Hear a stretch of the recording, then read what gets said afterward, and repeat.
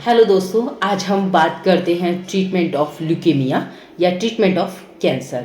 ये 4 तरह से किया जाता है। नंबर 1 हमारा होता है कीमोथेरेपी, नंबर 2 हमारा होता है टारगेटेड थेरेपी, नंबर 3 हमारा होता है रेडिएशन थेरेपी और नंबर 4 हमारा होता है स्टेम सेल ट्रांसप्लांट थेरेपी। तो जो कीमोथेरेपी होती है उसमें एक तरह की दवाई दी जाती है जिससे कि कैंसर सेल्स को मारा जा सके। तो इसमें 3 फेज़ होती है। नंबर 1 हमारा रेमिशन या इंडक्शन फेज़ होती है, नंबर 2 हमारा होता है कंसोलिडेशन फेज़ होती है और नंबर 3 जो हमारा होता है वो हमारा होता है मेंटेनेंस फेज़। तो जो हमारा रेमिशन और इंडक्शन फेज़ होता है उसमें टारगेट किया जाता है कि ज़्यादा से ज़्यादा कैंसरस सेल्स या ल्यूकेमिक सेल्स को मारा जा सके और पेशेंट को फ्री किया जा सके इन ल्यूकेमिक सेल से। दूसरा हमारा होता है कंसोलिडेशन फेज़।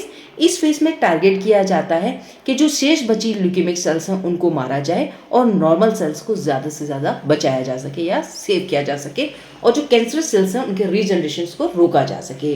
तीसरा जो अगर हम बात करें तो हमारा मेंटेनेंस फेज़ होती है। इसमें जो कीमोथेरेपी और टारगेटेड थेरेपी में जो दवाई चढ़ाई जाती है उसकी डोज को कम कर दिया जाता है और मेंटेनेंस बना के रखा जाता है कि जो हमारी थेरेपी चल रही है वो एज इट इज़ रहे और कैंसर सेल का ग्रोथ कम से कम हो या बिल्कुल भी ना हो।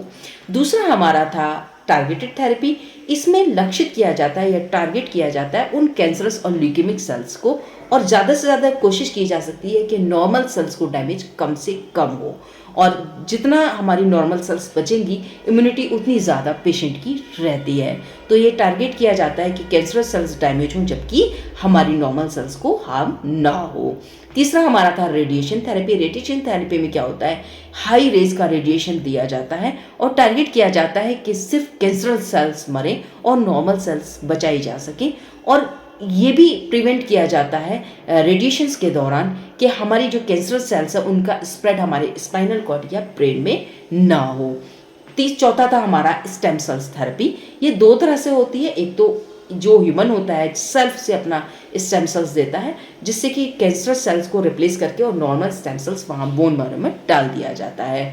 दूसरा हमारा होता है डोनर। डोनर से जो हमारा स्टेम सेल्स लिया जाता है वो कैंसरस सेल से रिप्लेस कर दिया जाता है। तो जो पेशेंट से लिया जाता है उसको ऑटोलॉगस थेरेपी कहते हैं और जो डोनर से लिया जाता है उसको एलोजेनिक थेरेपी कहते हैं। तो दोस्तों आज हमने बात की ट्रीटमेंट ऑफ कैंसर या ल्यूकेमिया। आपको हमारी जानकारी कैसे लगती है तो प्लीज़ हमारे वीडियो को लाइक शेयर और सब्सक्राइब ज़रूर करिएगा और हमारे चैनल को सब्सक्राइब ज़रूर करिएगा। Thank you so much.